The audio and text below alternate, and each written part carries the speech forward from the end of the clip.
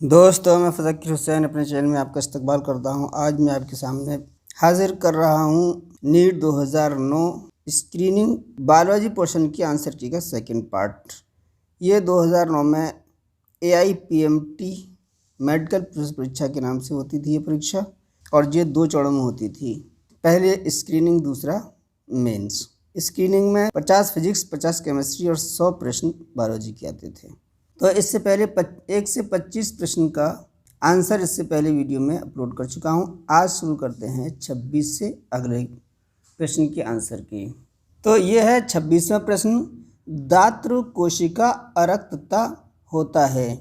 तो ये दात्र कोशिकीय अरक्तता नीग्रो जाति में पाया जाने वाला एक आनुवंशिक रोग है।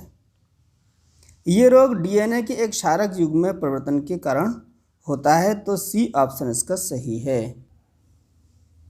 जब एक जीवित केंचुए को उसकी आंत्र को हानि पहुंचाए बिना केवल बाहरी सतह पर सुई चुभाई जाती है तो उसके शरीर से बाहर निकलने वाला द्रव होता है। तो केंचुए में वास्तविक देह गुहा पाई जाती है तथा यह मीसोडर्म के विभाजन द्वारा निर्मित होती है।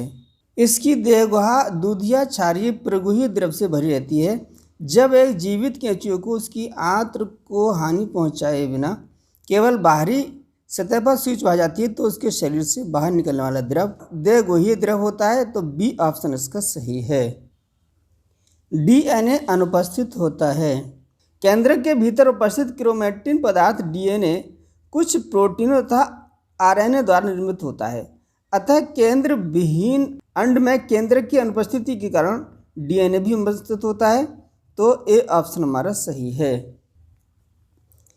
बिंदु उत्परिवर्तन में होता है।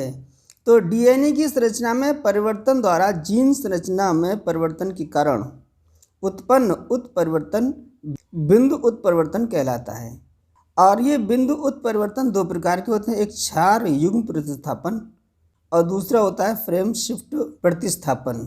तो बिंदु उत्परिवर्तन में एक क्षार युग्म में परिवर्तन होता है। तो बी ऑप्शन इसका सही है। जबकि अगुणित घटक में जीन्स के एक खंड का एक से अधिक बार उपस्थित होना द्विगुणन कहलाता है। किसी न्यूक्लियोटाइड श्रृंखला में एक या अधिक न्यूट्रोजनी शलाकों का ह्रास विलोपन कहलाता है। अगला प्रश्न है, भारत में निम्नलिखित में से किसमें सर्वाधिक आनुवंशिक विविधता पाई जाती है। तो भारत में आम सर्वाधिक आनुवंशिक विविधता प्रदर्शित करता है। तो बी ऑप्शन सही है। निम्नलिखित में से कौन से अक्षर द्वारा एक मानक ECG में मनुष्य के हृदय की गतिविधि का सही प्रदर्शन होता है। तो आर लहर निलयी विध्रुवण के दौरान प्रथम धनात्मक विचलन है। तो ये सही नहीं है। एस लहर नीचे की ओर अगला विचलन है और टी लहर जो है वो निलयी शिथिलता की पुनर्ध्रुवण लहर होती है। तो ये तीनों सही नहीं है। अब डी में आता है, जो पी लहर है वो ऐसे नोट द्वारा उत्पन्न संकुचनीय आवेग तथा इसके अलिंद में प्रसार को प्रदर्शित करती है। तो ये है हमारा डी ऑप्शन सही है। तो ये एक पेडिग्री चार्ट दिखाया गया है। इस चार्ट में ये वर्ग है, ये पुरुष को प्रदर्शित करता है और ये वृत्त है वो स्त्री को प्रदर्शित करते हैं। तो ये हमारी पुरुष और ये स्त्री है। इसकी पहली पीढ़ी में एक पुरुष रोगी है और एक स्त्री रोगी है, और दूसरी पीढ़ी में आया तो ये पुरुष रोगी है। तो ये एक अप्रभावी लिंग सहलग्न रोग जैसे हीमोफीलिया की वंशागति प्रदर्शित करता है। तो डी ऑप्शन हमारा सही है। मध्य पटलिका मुख्य रूप से निर्मित होती है। तो ये मध्य पटलिका कोशिकाओं के मध्य उपस्थित एक सीमेंटीय परत है। यह कैल्शियम तथा मैग्नीशियम पैक्टेट द्वारा बनी होती है। तो सी ऑप्शन इसका सही है। सोमेक्लोन प्राप्त होते हैं। तो सोमेक्लोन ऊतक संवर्धन द्वारा प्राप्त किए जाते हैं। तो ए ऑप्शन इसका सही है। अगला प्रश्न है कि निम्नलिखित में से कौन सा पादप उभय लिंगाश्रयी होता है। तो साथियों, देखना है कि इनमें से कौन सा पादप उभय लिंगाश्रयी पादप होता है। ये जो मार्केंसिया है और पपीता तथा साइकस, ये सभी एक लिंगाश्रयी पादप हैं। ये जो है पाइनस, ये एक उभय लिंगाश्रयी पादप है जिसमें नर तथा मादा शंकु एक ही वृक्ष पर पृथक पृथक शाखाओं पर होते हैं। तो बी ऑप्शन हमारा सही है। निम्नलिखित में से कौन सुमेलित है?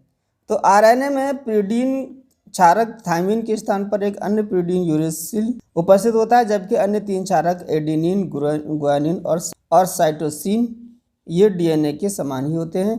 तो ये हमारा डी ऑप्शन सही है। प्लाज्मोडेस्मेटा होते हैं, तो ये प्लाज्मोडेस्मेटा समीपस्थ कोशिकाओं के मध्य योजक का कार्य करते हैं। तो ये कोशिकाओं के बीच द्रव्यों के परिवहन तथा विलयों को मार्ग प्रदान करने में सहायता करते हैं। तो डी ऑप्शन हमारा सही है। निम्नलिखित में से कौन सा युग्म विषाणु जनित रोगों को प्रदर्शित करता है? तो दाद जो है वो कवक जनित रोग है, तो ये नहीं होगा। सामान्य शीत तथा एड्स जो है वो, जो सामान्य शीत है वो मिक्सो विषाणु तथा जो एड्स है वो है ह्यूमन इम्यूनो डेफिशिएंसी वायरस यानी HIV के संक्रमण के कारण होता है। तो बी ऑप्शन ही हमारा सही है। और ये जो टाइफाइड और ट्यूबरकुलोसिस हैं ये जीवाणु जनित रोग हैं। वायवीय श्वसन प्रक्रम कहलाता है, तो वायवीय श्वसन प्रक्रम एम्फीबॉलिक प्रक्रम कहलाता है। और ये एम्फीबॉलिक प्रक्रम वो प्रक्रम है जो एनाबॉलिक तथा कैटाबॉलिक दोनों प्रकार से कार्य करता है। तो सी ऑप्शन इसका सही है। निम्नलिखित में से कौन जैव कीटनाशी के रूप में प्रयोग नहीं होता है? तो ये बैसिलस थुरिनजेंसिस ये कीटनाशी के रूप में प्रयोग होता है, ये भी प्रयोग होता है। और केंद्रीय पॉलीहाइड्रोसिस विषाणु भी कीटनाशी के रूप में प्रयोग होते हैं। जैंथोमोनास कैम्पेस्ट्रिस नामक जीवाणु गोभी की काली सड़न नामक पादप रोग उत्पन्न करता है, यानी ये खुद पादप रोग उत्पन्न करता है, ये कीटनाशी के रूप में प्रयोग नहीं होता है। तो डी ऑप्शन हमारा सही है। निम्नलिखित में से किसकी कमी के कारण मनुष्य में अल्जाइमर रोग होता है?